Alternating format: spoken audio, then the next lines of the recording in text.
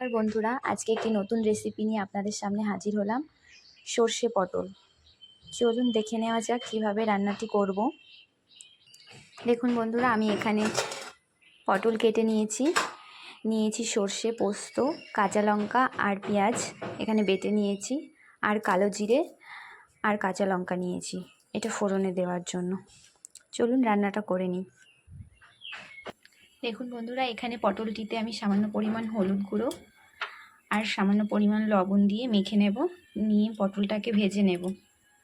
দেখুন বন্ধুরা, আমি লবণ হলুদ দিয়ে ভালোভাবে মেখে নিয়েছি পটলটা।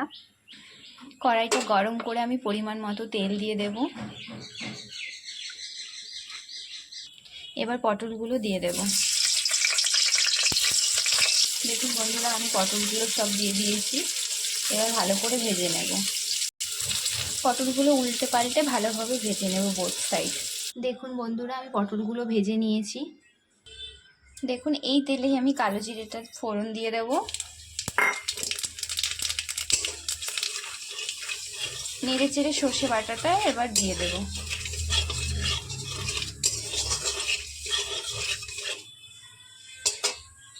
দেখুন এবার সর্ষে বাটাটা দিয়ে দিলাম। সর্ষেটা দিয়ে খানিক সময় একটু নাড়াচাড়া করে নিতে হবে। এবার পটলগুলো আমি দিয়ে দেব।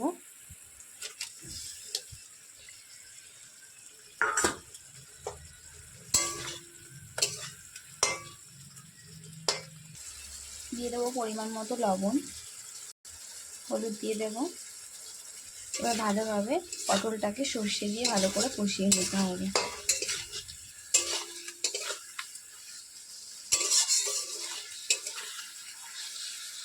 দেখুন বন্ধুরা, আমি 2-3 মিনিট ভালো করে কষিয়ে নিয়েছি। এবার জল দিয়ে দেব।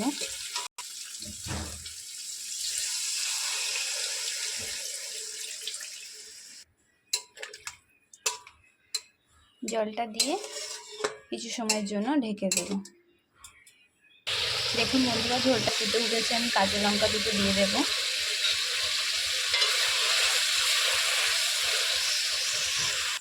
দেখুন বন্ধুরা, ঝোলটা অনেকটা টেনে গেছে।